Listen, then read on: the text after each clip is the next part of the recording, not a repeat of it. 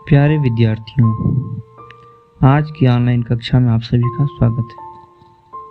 आज हम एक फूल की चाह पाठ के बारे में पढ़ेंगे। देखेंगे यहाँ पर क्या हुआ कि यह कविता सिया राम शरण गुप्त जी ने लिखी है। अब कविता की तरफ चलते हैं। उद्वेलित कर अश्रु राशियां, हृदय चिताएं धधका कर, महामारी प्रचंड हो फैल रही थी इधर उधर। क्षीण कंठ मृत वत्साओं का करुण हृदय दुर्दांत नितांत, भरे हुए था निज कृसरव में हाहाकार अपार अशांत। यहाँ पर कवि कहता है कि उद्वेलित कर अश्रु राशियां, हृदय चिताएं धधका कर, अर्थात एक महामारी फैली हुई है उस जगह पर जिस जगह का वर्णन कवि ने किया है। वहां पर क्या स्थिति है कि उद्वेलित कर, उद्वेलित माने भाव विह्वल, व्याकुल करके, व्याकुल मतलब बेचैन करके, बहुत ही परेशान होकर के, हृदय से परेशान होकर के उद्वेलित कर अश्रु राशियां। अश्रु राशियों को, अश्रु मतलब होता है आंसू, टीयर्स, राशियां मतलब छड़ी, आंसुओं की झड़ी लग जा रही है। उद्वेलित कर अश्रु राशियां मतलब अश्रु राशियों को, मतलब अश्रु राशियों को भभका कर बाहर निकालती है। कवि महामारी की भयंकरता का चित्रण करते हुए कहता है कि चारों ओर एक भयंकर महामारी फैल गई है। उसके कारण पीड़ित लोगों के आंखों से आंसू की अश्रु राशियां मतलब झड़ी लग गई है। यहाँ पर आंखों से आंसुओं की झड़ी उमड़ आई है। महामारी जो है, महामारी का अर्थ होता है, महा मतलब बहुत विशाल बड़ा, मारी मतलब मृत्यु। महामारी इसे कहते हैं जो एक बड़े मृत्यु का कारण बने, बड़े जन समूह के मृत्यु का कारण बने, उसे महामारी कहते हैं। इंग्लिश में कहते हैं पैंडेमिक। महामारी मतलब बहुत बड़ी महामारी, प्रचंड हो मतलब बहुत ज्यादा भीषण हो गई है, बहुत ज्यादा बड़ी है, बहुत ही प्रचंड मतलब होता है बहुत ही भयानक है। यह महामारी कैसी है? बहुत ही भयानक है, फैल रही थी इधर उधर। जो महामारी थी इधर उधर फैल रही थी, सभी लोगों में फैल रही थी। जैसे आपके यहाँ अभी कोरोना है ना, कोरोना महामारी फैल रही है, उसी तरीके से महामारी जो है, उस समय जो महामारी थी वो इधर उधर सभी जगह फैल रही थी। क्षीण कंठ मृतवत्साओं का करुण रुदन दुर्दांत नितांत, अर्थात क्षीण मतलब कमजोर, दुख के कारण सभी कमजोर हो गए हैं। क्षीण कंठ, कमजोर कंठ, कंठ मतलब गले, गला मतलब थ्रोट, कमजोर आवाज से, गले की आवाज से, गले की कमजोर आवाज से, मृत मतलब मरे हुए, वत्साओं मतलब बच्चों, मृत वत्साओं मतलब मरे हुए बच्चों की माँ, कमजोर गले से मरे हुए बच्चों की माँ। करुण रुदन, मृत वत्साओं का करुण रुदन मतलब वो जो औरतें हैं, जो माताएं हैं, मरे हुए बच्चों की माताएं हैं, वो करुण रुदन कर रही हैं, बहुत ही दयापूर्ण, दया से भरी हुई रुदन कर रही हैं, रो रही हैं। दुर्दांत नितांत, दुर्दांत मतलब जिसका आसानी से अंत न हो, उस महामारी का आसानी से अंत नहीं दिख रहा है। दुर्दांत नितांत, नितांत मतलब बिल्कुल बिल्कुल उसका अंत नहीं दिख रहा है, बहुत ही भयानक है। भरे हुए था निज के सरव में हाहाकार अपार अशांत। अब सभी तरफ क्या हुआ? भरे हुए था, ये माहौल क्या भरा हुआ था? निज कृष रव में जो उनका रोना था उसमें क्या भरा हुआ था? निज माने अपने, कृष मतलब होता है पतले दुबले कमजोर, रव माने आवाज, वो अपने आवाज, कमजोर आवाज में क्या भरे हुआ था? हाहाकार अपार अशांत। अपार मतलब इन्फिनिट, अशांत मतलब बेचैनी, हाहाकार मतलब भीषण, भीषण बहुत ही व्याकुल करने वाला, बेचैनी उसके उनके जो कमजोर आवाज थी उसमें भरी हुई थी। उनके निज मने अपने, कृष्ण मने कमजोर, रव मने आवाज भरे हुए था। उनके अपने कमजोर आवाज में, उनके रोने में क्या भरा था? अपार मतलब इन्फिनिट बेचैनी भरी थी, एंक्सियसनेस। उनके हृदय में बहुत ज्यादा कष्ट था, हाहाकार, हाहाकार मतलब भयानक, अपार अशांत। उनके हृदय में जो था बहुत ज्यादा कष्ट था उन औरतों के, उन महिलाओं के जिनके बच्चे मरे हुए थे। बहुत रोकता था सुखिया को, न जा खेलने को बाहर, नहीं खेलना रुकता उसका, नहीं ठहरती वह पल भर। मेरा हृदय कांप उठता था, बाहर गई निहार उसे, यही मनाता था कि बचा लूं किसी भांति इस बार उसे। कवि जिस पिता के बारे में बात कर रहा है, पिता बोल रहा है अब कि बहुत रोकता था सुखिया को। सुखिया उसकी बेटी का नाम है, पिता की बेटी का क्या नाम है? सुखिया। वह अपनी बेटी सुखिया को बहुत रोकता था, बहुत मना करता था कि न जा खेलने को बाहर, तुम खेलने के लिए मत जाओ बाहर। जो कवि का पिता है वो बार बार कहता था बेटी बाहर खेलने मत जाओ, लेकिन वो बेटी उसकी थी बहुत ही चंचल थी। चंचल मतलब बहुत ही एक्टिव, बहुत ज्यादा चंचल थी, हठी थी। हठी मतलब हठ करने वाली, नहीं मानने वाली, बात को नहीं मानने वाली। उसका खेलना नहीं रुकता था, नहीं ठहरती वह पल भर। एक पल के लिए, एक मोमेंट के लिए, एक क्षण के लिए भी वह नहीं ठहरती थी। ठहरना मतलब रुकना। वह एक पल के लिए भी, एक क्षण के लिए भी नहीं रुकती थी। मेरा हृदय कांप उठता था। जो बच्ची का पिता है, लड़की का पिता है, उसका हृदय कांप उठता था। वह हृदय कांपना मतलब डर जाना। उसका हृदय क्या होता था? डर जाता था। बाहर गई निहार उसे, वो बाहर गई हुई है, उसे निहार कर मतलब देख कर, उसे बाहर खेलता देख करके लड़की के पिता का हृदय क्या होता था? कांप जाता था, डर जाता था। कांपना मतलब shivering. His heart what? Shivering. यही मनाता था कि बचा लूं किसी भांति इस बार उसे। ये जो लड़की का पिता है, यह मनाता था, यह सोचता था कि बचा लूं किसी भांति इस बार उसे। इसे, उस लड़की को मैं किसी तरीके से इस बार बचा लूं, इस महामारी में अपनी बेटी को किसी न किसी तरीके से बचा पाऊं, महामारी में उसको ना आने दूं। भीतर जो डर था छिपाए, हाय वही बाहर आया।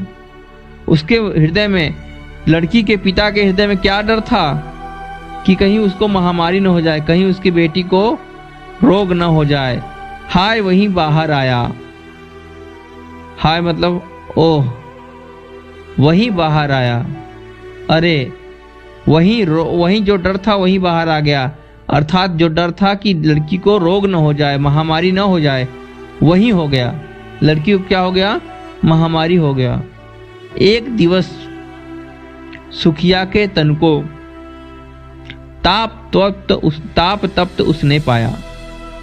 ज्वर में विह्वल हो बोली वह, क्या जानूं किस डर से डर, मुझको देवी के प्रसाद का एक फूल ही दो लाकर।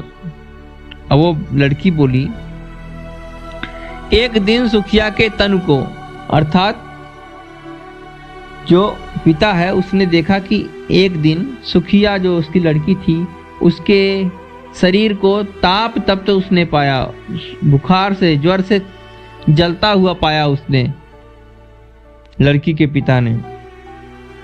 ज्वर में विह्वल हो बोली वह, जो लड़की थी वह बुखार में, विह्वल मतलब परेशान होकर के, व्याकुल होकर के बोली, क्या जानूं किस दर से दर, मैं किसी भी दर मतलब जगह, मैं किसी भी जगह को नहीं जानती, मुझको देवी के प्रसाद का एक फूल ही दो लाकर। वह लड़की बोली, उसको विश्वास था इसलिए वह बोली कि मुझे किसी भी तरीके से देवी के प्रसाद का, देवी के मंदिर से एक प्रसाद के रूप में एक फूल ला कर दो। उसको विश्वास था देवी में, इसलिए उसने आस्थापूर्ण भाव से कहा पिता से कि मुझे एक फूल लाओ देवी का जो प्रसाद हो। ठीक है।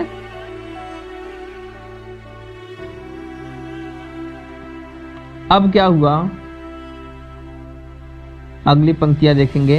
क्रमशः कंठ क्षीण हो आया, क्रमशः कंठ क्षीण हो आया, शिथिल हुए अवयव सारे, बैठा था नौ उपाय की, चिंता में मैं मन मारे, जान सका न प्रभात सजग से, हुई अलस कब दोपहरी, स्वर्ण घनों में कब रवि डूबा, कब आई संध्या गहरी। अब लड़की के बारे में बता रहा है उसका पिता कि क्रमशः कंठ क्षीण हो आया। क्रमशः माने लगातार, क्रम से। कुछ समय बाद क्या हुआ, कंठ माने गला, क्षीण हो आया, गले से जो आवाज थी बहुत, क्षीण मतलब कम हो गई, बहुत ही कम हो गई आवाज उसकी। किसकी? सुखिया की। शिथिल हुए अवयव सारे, शिथिल मतलब शांत हो गए, उसकी आवाज कम हो गई और उसके शिथिल मतलब शांत हो गए। अवयव मतलब अंग, उसके सभी पार्ट्स ऑफ बॉडी जो थे, उसके सभी शरीर के अंग शांत होने लगे। अवयव सारे, सभी अंग क्या हो गए? शांत हो गए। बैठा था नौ उपाय की चिंता में मैं मन मारे। जो लड़की का पिता है वो बैठा था उसके पास में, लड़की के पास में बैठा हुआ था। नव मतलब नए नए, नव मतलब नए, नौ उपाय की चिंता में मैं मन मारे। अपने मन को उदास करके, मन मारना मतलब उदास मन से, निराश मन से मैं चिंता में बैठा हुआ था, नए नए उपाय सोच रहा था। ठीक है। तो जो लड़की का पिता है, सुखिया का पिता, वह चिंता में निराश होकर, मन मारे मतलब मन को मारना, अपने मन को मारना अर्थात निराश हो जाना, निराश होकर चिंता के साथ नए नए उपाय सोचता हुआ लड़की का पिता, सुखिया का पिता बैठा हुआ था। जान सका न प्रभात सजग से, हुई अलस कब दोपहरी, स्वर्ण घनों में कब रवि डूबा, कब आई संध्या गहरी।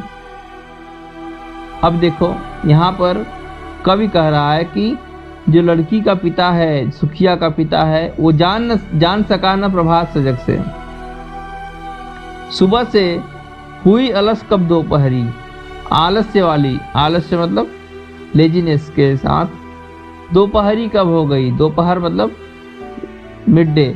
सुबह से दोपहर कब हो गया लड़की के पिता को पता नहीं चला। वह उसके पास बैठा था इसलिए उसको समय का पता नहीं चला। वह इंतजार ही कर रहा था, उसके बारे में सोच रहा था, इसलिए उसको समय का पता नहीं चला। स्वर्ण घनों में कब रवि डूबा। स्वर्ण माने सोने, स्वर्ण घनों में अर्थात शाम के समय में जो होता है, स्वर्ण मतलब सोना, गोल्ड, गोल्ड के कलर के, गोल्डन कलर के जब होते हैं। घन माने बादल, घन मतलब बादल। जब सूर्य जब होता है सनसेट के टाइम पहुंचता है तो वहां क्या होता है, बादल जो होते हैं गोल्डन कलर के हो जाते हैं। तो स्वर्ण घनों में कब रवि डूबा, डूबा मतलब डूब जाना, रवि डूबना, रवि माने सूर्य, डूबना मतलब क्या होता है, अस्त होना, सनसेट। उसको गोल्डन क्लाउड्स में कब सनसेट हो गया, कब आई संध्या गहरी। कब गहरी मतलब अंधेरे वाली, संध्या मतलब इवनिंग, कब डार्कफुल या अंधेरे वाली संध्या आ गई, इवनिंग आ गया, उसको पता ही नहीं चला। कब सूरज सुनहरे बादलों में डूब गया, कब गहरी संध्या हो गई, अंधेरा हो गया। सुखिया के पिता को पता नहीं चला। सभी ओर दिखाई दी बस अंधकार की ही छाया, छोटी सी बच्ची को ग्रसने कितना बड़ा तिमिर आया। ऊपर विस्तृत महाकाश में जलते से अंगारों से झुलती सी जाती थी आंखें, जगमग जगते तारों से। यहाँ पर कवि कह रहा है, सुखिया का पिता बता रहा है अपने शब्दों में, सभी और दिखाई दी बस अंधकार की ही छाया। अब सुखिया के पिता को बेटी के आगे हर तरफ अंधकार दिखाई दे रहा है। हर तरफ क्या, अभी रियलिटी में क्या हो गया, इवनिंग टाइम हो गया, लेकिन सुखिया के पिता को सुखिया की बीमारी के कारण हर तरफ उसके मन में क्या था, अंधेरा था। उसके हृदय में क्या था, हर तरफ उसे अंधेरा ही दिखाई दे रहा था। उसको कोई कहीं भी आशा की किरण, आशा की होप नहीं दिख रहा था उसको। छोटी सी बच्ची को ग्रसने कितना बड़ा तिमिर आया। उसकी नन्ही सी बच्ची, छोटी सी बच्ची को ग्रसने मतलब खाने के लिए, ग्रसने मतलब निगल जाने के लिए, निगलना मतलब swallow, to swallow a small kid, कितना बड़ा तिमिर आया। हाय, कितना बड़ा तिमिर मतलब अंधकार, कितना बड़ा महामारी के रूप में अंधकार आया। अंधकार कौन क्या है यहाँ पर, अंधकार यहाँ पर महामारी है। छोटी सी मेरी बच्ची को निगलने के लिए, स्वैलो करने के लिए कितना बड़ा तिमिर आया, कितनी बड़ी महामारी आ गई है। ऊपर विस्तृत महाकाश में जलते से अंगारों से, जैसे आसमान में अभी रात का समय हो गया तो क्या हुआ, ऊपर विस्तृत महाकाश में, महा विशाल आकाश में, महाकाश मतलब विशाल आकाश में, ऊपर विस्तृत फैले हुए बड़े आकाश में, विशाल आकाश में जलते से अंगारों से छोटे छोटे तारे जो थे वह अंगारों मतलब आग की तरह दिख रहे थे, आग के कड़ों के जैसे दिख रहे थे। झुलती सी जाती थी आंखें जगमग जगते तारों से। उसी तरह से जैसे आसमान में तारे जल रहे हैं, उसी तरीके से झूलती मतलब जल रही हैं आंखें, मतलब आईज, जगमग जगते तारों से। जैसे आसमान में तारे जल रहे हैं वैसे ही सुखिया जो है उसके भी आंखें जल रही हैं।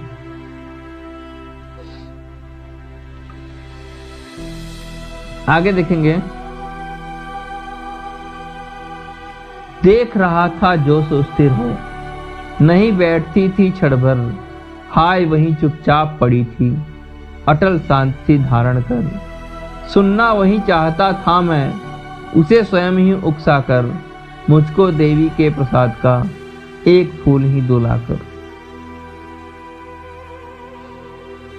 देखेंगे क्या कहा, सुखिया का जो पिता है वो यहाँ पर कहता है कि देख रहा था जो सुस्थिर हो, अर्थात सुखिया का पिता देख रहा था कि उसकी बेटी सुस्थिर हो गई है, मतलब बिल्कुल शांत हो गई है, हिल नहीं रही है, चल नहीं रही है, रुक गई है, नहीं बैठती थी जो क्षण भर।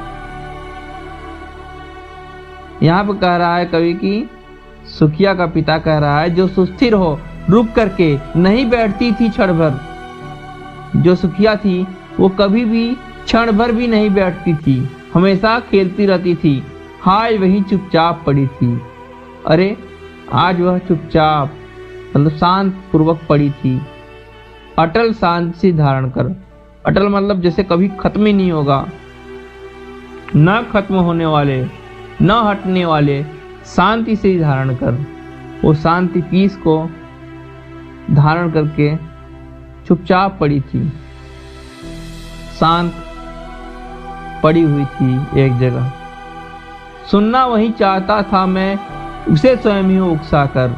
जो कवि का पिता, जो लड़की का पिता है वो उसे उकसा कर, उसे बोलने के लिए प्रेरित करके, बोलने के लिए कह करके, प्रोवोक करके वो कहना चाहता था, वो सुनना चाहता था उससे जो लड़की का पिता सुखिया का पिता है वो अपनी बेटी को कुछ पूछ करके किसी तरीके से उसके मुंह से सुनना चाहता था कि मुझको देवी के प्रसाद का एक फूल ही दो लाकर। वो बोल रही थी कुछ समय पहले ना कि मुझको देवी के प्रसाद का फूल ला कर दो, अब वो अभी नहीं बोल रही थी, चुपचाप पड़ी थी।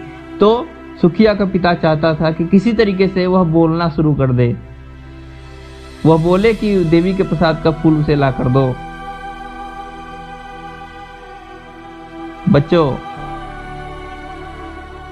आगे देखेंगे क्या हुआ। जैसे शैल शिखर के ऊपर मंदिर था विस्तीर्ण विशाल, स्वर्ण कलश सरसित विहसित थे, पाकर समुदित रवि करजाल। दीप धूप से आमोदित था मंदिर का आंगन सारा, गूंज रही थी भीतर बाहर मुखरित उत्सव की धारा। ऊंचे पर्वत की चोटी के ऊपर जैसे शैल मतलब पर्वत, शिखर मतलब सबसे ऊपर, टॉप,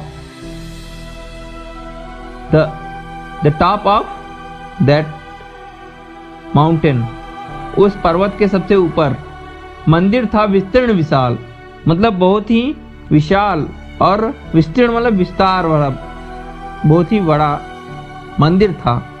स्वर्ण कलश सरसिज विहसित थे। वहां पर क्या हुआ,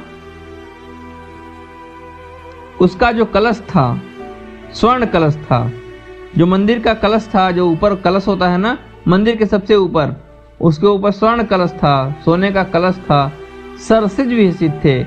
वहां पर सरसिज मतलब कमल, विहसित थे मतलब खिल रहे थे, पाकर समुदित रवि करजाल, कमल वहां पर खिल रहे थे, समुदित मतलब ठीक ढंग से, रवि मतलब सूर्य जो ठीक ढंग से उदित मतलब उदय हुए, सनराइज के बाद, रवि करजाल मतलब रवि मतलब ऐसा लग रहा था जैसे किरणों से जगमगाता हुआ कलश, ऐसा लग रहा था जैसे कि सूर्य का किरण, सूर्य की किरणें सनलाइट की रेस पड़ते के बाद कमल खिलता है, वैसे ही स्वर्ण कलश ऐसा दिख रहा था, सूर्य के प्रकाश में चमकता हुआ, ऐसा लग रहा था कि जैसे सूर्य के प्रकाश से कमल खिल रहा हो, ऐसा लग रहा था। दीप धूप से आमोदित था मंदिर का आंगन सारा, जो मंदिर था उसका आंगन दीप धूप से, धूप दीप मतलब धूपा दीप दीपा सभी से आमोदित था, मतलब महक रहा था। गूंज रही थी, मंदिर का आंगन जो था उसमें दीप धूप से वह बहुत ही सुंदर दिख रहा था। गूंज रही थी भीतर बाहर मुखरित उत्सव की धारा, और मंदिर के अंदर और बाहर हर तरफ उत्सव जैसा वातावरण था। मुखरित उत्सव की धारा, ऐसा लग रहा था जैसे उत्सव का वातावरण बन गया हो। अब आगे देखेंगे अगले भाग में। बच्चों आज के लिए इतना ही। आशा करता हूँ आपको यह व्याख्या समझ में आई होगी, और अगले भाग में हम देखेंगे आगे क्या हुआ, सुखिया के पिता ने आगे क्या किया, सुखिया के साथ क्या हुआ। बहुत बहुत धन्यवाद।